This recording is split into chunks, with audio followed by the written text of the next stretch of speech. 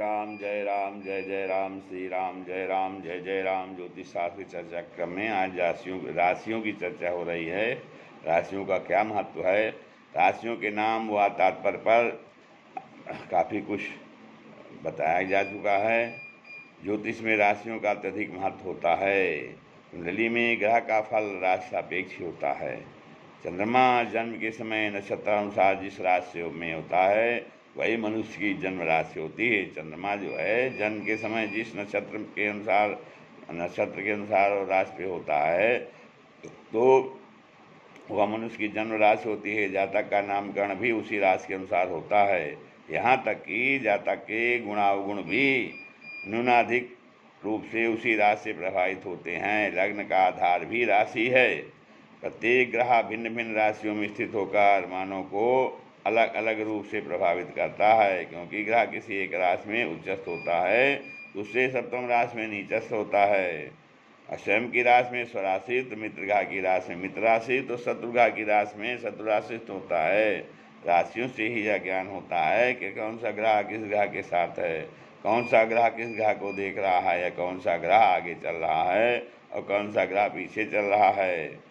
हाँ, इसी स्थिति में सभी राशियों में ग्रह एक सा फल कैसे प्रदान कर सकते हैं। अतः ग्रह की राशि सापेक्ष स्थित फलित ज्योतिष के लिए अत्यंत महत्वपूर्ण है। तो राशि और लग्न क्या है। लग्न प्रथम भाव कुंडली का सर्वाधिक महत्व का घर, गृह या कोष्ठ भाव होता है।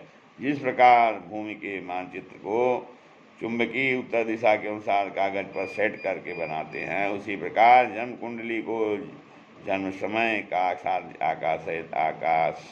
आकाशीय मानचित्र है। तो पूर्वी क्षितिज पर उदय होने वाली राशियों एवं उसके अंशों से सेट करते हैं तथा अन्य राशियों का यथारूप अन्य भावों में लिख देते हैं। लग्न की राशि का प्रभाव भी जातक पर उतना ही पड़ता है जितना उसकी जन्म राशि का है। पृथ्वी की दैनिक वार्षिक गति के सम्मिलित प्रभाव से बारी बारी से लगभग एक माह तक एक ही राशि के तारे पूर्वी क्षितिज पर उदय होते हैं। यही राशि लग्न में प्रदर्शित की जाती है और पृथ्वी की वार्षिक गति के कारण सूर्य प्रतिदिन लगभग एक अंश चलता है। वास्तव में पृथ्वी और पृथ्वी की दैनिक गति के कारण प्रत्येक लग्न प्रतिदिन लगभग 4 मिनट एक अंश अर्थात 4 मिनट पूर्व प्रारंभ हो जाता है। आकाश में राशियाँ पश्चिम से पूर्व की ओर आरोही क्रम में दिखाई देती हैं। पृथ्वी की घूर्णन गति के कारण एक के बाद एक राशि पूर्वी क्षितिज की आड़ में से निकलकर पूर्व से पश्चिम की ओर चलती दिखाई देती है। अब राशियों की आकृति क्या होती है।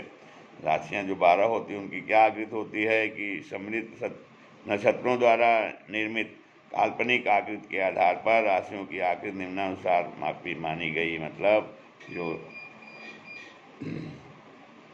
2.25 नक्षत्र 27 नक्षत्र होते हैं और 12 राशियां होती हैं तो 2.25 नक्षत्र की एक राशि होती है।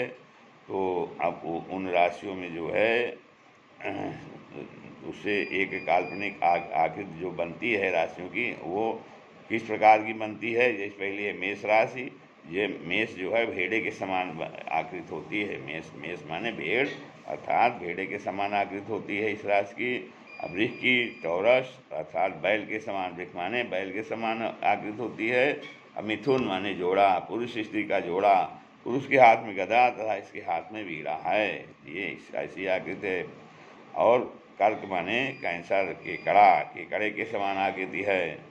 सिंह माने शेर, सिंह के समान आकृति है। कन्या माने वर्गो, धान तथा अग्नि साथ लेकर नाव पर बैठी हुई कन्या, धान तथा अग्नि साथ लेकर नाव पर बैठी हुई कन्या के समान है कन्या राशि का। तुला राशि का आकृति क्या है। तुला माने तराजू हाथ में लिए हुए मनुष्य के समान। फिर वृश्चिक राशि स्वामी है बिच्छू, तो बिच्छू के समान। इसके मध्य में सबसे बड़ा तारा ज्येष्ठा स्पर दिखाई देता है बिच्छू के समान। फिर धनु जो है कमर से ऊपर हाथ में धनुष लिए हुए मनुष्य के समान, कमर से ऊपर हाथ में धनुष लिए मनुष्य समान और कमर के नीचे घोड़े के समान चतुष्पद आकृत, कमर के नीचे घोड़े के समान चतुष्पद आकृत है। ये धनु राशि है। फिर मकर राशि में मगर के समान, परंतु शरीर नख के समान तथा मुंह सींग वाले बकरे जैसा।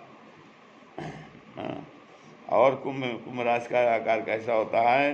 कंधे पर घड़ा लिए हुए पुरुष के समान, कंधे पर घड़ा लिए हुए पुरुष के समान कुंभ राशि की आकृति है।